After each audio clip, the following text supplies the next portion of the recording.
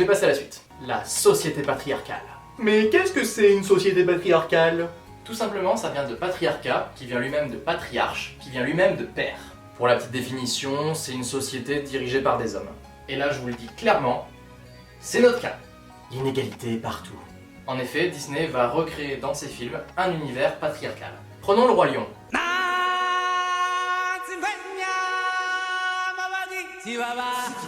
Le film le plus machiste au possible. Dis-moi que c'est faux. Alors je tiens à remercier ceux qui sont encore là à m'écouter et qui sont pas partis en m'insultant. En effet, dans le Roi Lion, on a un univers patriarcal. Le roi, c'est le père, c'est le mâle, c'est le tout-puissant. Alors oui, il y a la reine à côté, elle fait quoi la reine pendant tout le film? Elle fait que dalle. En effet, on la voit nettoyer le gamin, on la voit le lécher et lui faire des câlins. On apprend que c'est elle qui s'occupe de lui pendant la nuit. Ouais, en fait, elle a un rôle de mère, quoi. Un rôle de femme, c'est-à-dire l'amour. Alors que le père, lui, qu'est-ce qu'il fait? Il éduque, il protège, il est fort. Hein? Bon, ok? C'est ce que j'essaie de dire. Dans une société patriarcale, chacun a sa place. La société est forcément dirigée par des hommes, et tous les méchants, quasiment, sont des hommes. Les femmes, qui sont méchantes, on peut les reconnaître à quoi? Des femmes fortes, jusqu'à là ça va, souvent masculines, donc qui ne sont pas réellement des femmes, hein, si l'on en croit Disney, quand on voit Ursula, bon, hein, sachant qu'en plus le personnage d'Ursula est inspiré d'un travesti. On est bien d'accord, hein, elles sont pas super féminines, alors on peut pas dire que l'éducation de Disney, niveau gender, est super top. Sans plus de détails, hein, sinon on y a encore pour des heures, je passe à la troisième idée. Chacun sa place! En effet, l'univers Disney est très fragmenté. Chacun a sa place. Que ça soit sous forme de sexe, les femmes, les hommes, ou même dans la société, par son statut hiérarchique. J'ai parlé du Roi Lion tout à l'heure comme le film le plus machiste. Je suis pas sûr finalement. Je crois que j'avais oublié Mulan. Je vais encore prier un peu. Alors Mulan, là, c'est le top, le pompon, la cerise sur le gâteau. Mulan est une femme destinée à se marier. D'accord? Donc on choisit son mari, hein, parce que, comme c'est clairement dit dans la chanson, l'honneur d'une famille s'apprécie quand la fille se marie, trouvant un bon parti. Les garçons aiment les filles calmes et dociles. voilà. Donc elle ne peut pas partir à la guerre, et il se trouve que malgré le fait qu'elle y arrive, eh ben, elle va être confrontée à un univers totalement masculin et super machiste. Beaucoup d'entre vous connaissent la chanson Comme un homme. Sois plus violent que le cours du torrent, sois plus puissant que les ouragans, sois plus ardent que le feu des volcans. Qu'est-ce qui est dit dans cette chanson? Vous êtes plus fragile que des fillettes, vous n'êtes qu'une bande de femmelettes, vous ne serez jamais vaillants et forts comme des hommes rentrés chez vous. Je ne peux faire de vrais hommes de vous. Un petit peu sexiste quand même. Je reviens sur le fait que chacun a sa place, avec par exemple cette phrase. Nous devons servir l'empereur qui est le gardéen. Les hommes en se battant, les femmes en enfantant. Le pire, c'est que dans Mulan, comme je l'ai dit, soit on est un homme, soit on est une femme. Mais une femme qui est méchante, comme je l'ai dit tout à l'heure pour Ursula, Cruella, etc., elle est un peu masculine. Et bien dans Mulan, on le voit clairement. Voilà la dame avant, et petit à petit, cette grosse et méchante dame, eh ben, elle est, c'est un homme. Donc ça c'est plus pour le côté homme-femme. Niveau hiérarchie, ça se passe plutôt au niveau de la classe sociale. Vous me croyez si je vous dis que Belle, l'héroïne de La Belle et la Bête, est complètement vénale et intéressée? Oui, mais non, Belle et la Bête, c'est une belle histoire d'amour et tout.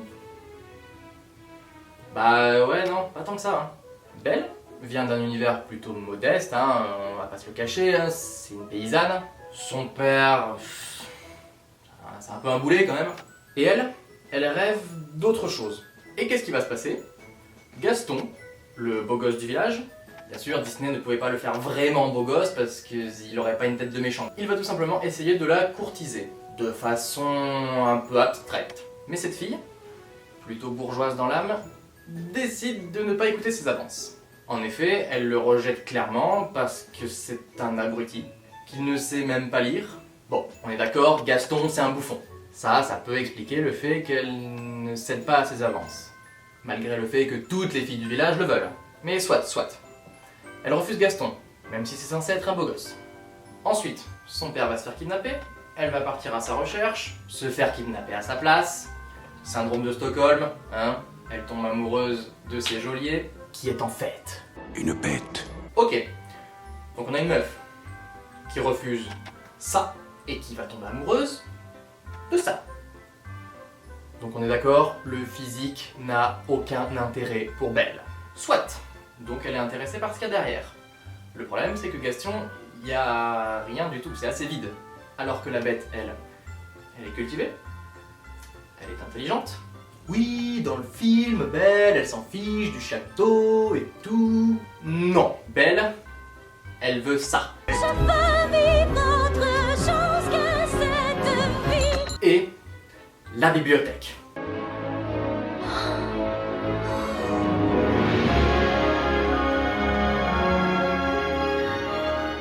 Elle est complètement submergée quand elle voit la bibliothèque avec un nombre incommensurable de livres de la bête. Elle kiffe son château. En fait, Belle est clairement le type de personnage qui désire s'élever dans la société. Belle est un personnage qui désire se cultiver, apprendre, rêver. Et tout ça, c'est quoi? C'est un prince avec son château qui lui apporte. Et comme je l'ai dit au début, elle s'en fiche de l'apparence. Donc elle ne veut pas la bête, elle veut ce qu'il y a derrière la bête. Parce que, excuse-moi, tu tombes pas amoureux de ça. Au pire, c'est ton ours en peluche. Ah tiens, parlons de ça aussi. L'instinct maternel. Vous pourrez remarquer que dans quasiment tous les Disney où il y a une princesse, cette princesse s'occupe de quelqu'un. On apprend aux filles à avoir une éducation de famille.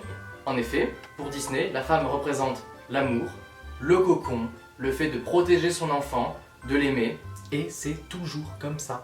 La petite sirène s'occupe de Polochon. Mais c'est pareil pour Pocahontas avec ses deux amis. C'est plus ou moins pareil pour Blanche-Neige et les animaux ou Blanche-Neige et les sept nains. Il en va de même pour Cendrillon et la Belle au bois dormant qui s'occupent de ces animaux. Belle, bon ben clairement, hein, elle s'occupe de la bête, hein, parce que rien ne vaut une femme pour s'occuper d'un homme. Société patriarcale. Et puis bon, on pourra en dire encore plein comme ça, hein, Jasmine et son tigre, Wendy qui devient une maman pour les enfants. Alors attention, il n'y a rien de mal à ça. On est d'accord? On a tous une maman qui nous fait des câlins, qui nous aime, j'espère pour vous. Mais lorsque c'est récurrent chez Disney et que le père apporte toujours autre chose que la mère n'apporte pas, en d'autres termes, le savoir et l'éducation, l'intelligence, c'est un petit peu choisir ce que chacun apporte quand même. Hein.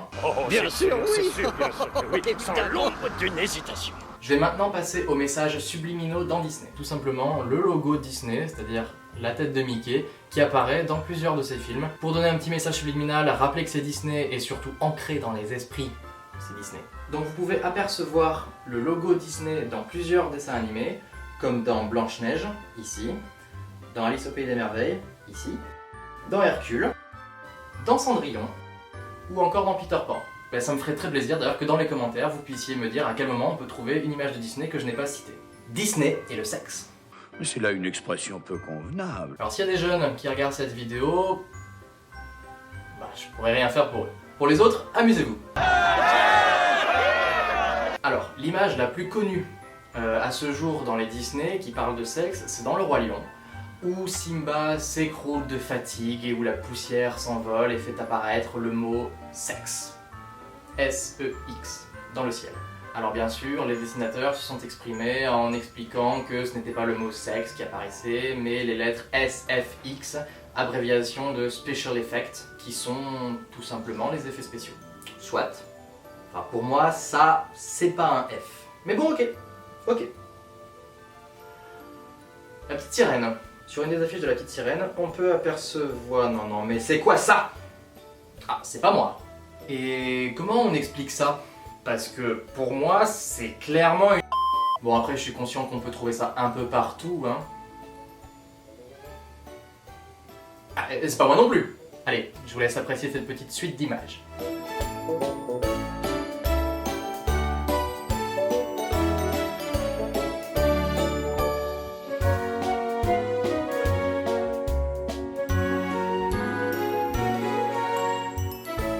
Enfin, je me demande quand même, comment est-ce que le mec, le dessinateur, il a réussi à faire passer ça à la validation du projet? Grégoire? Oui. Je te présente Walt. Walt, voici Grégoire, notre dessinateur. C'est un plaisir, monsieur. Walt va t'expliquer un petit peu le nouveau programme. D'accord. Merci. C'est un grand honneur. Je vous écoute. Hein. Ok, comme vous le savez, notre politique est très importante. So now, nous voudrions beaucoup plus de bits de nichons de couilles dans vos dessins. Ah bon?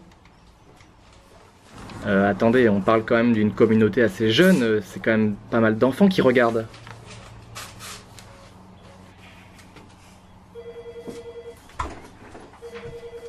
Bon. Bah...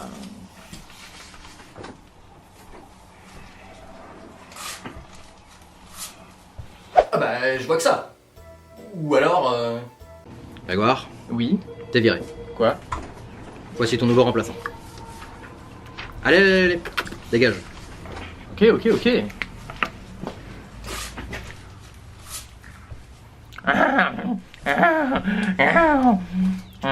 Et toi, t'as intérêt à être sérieux.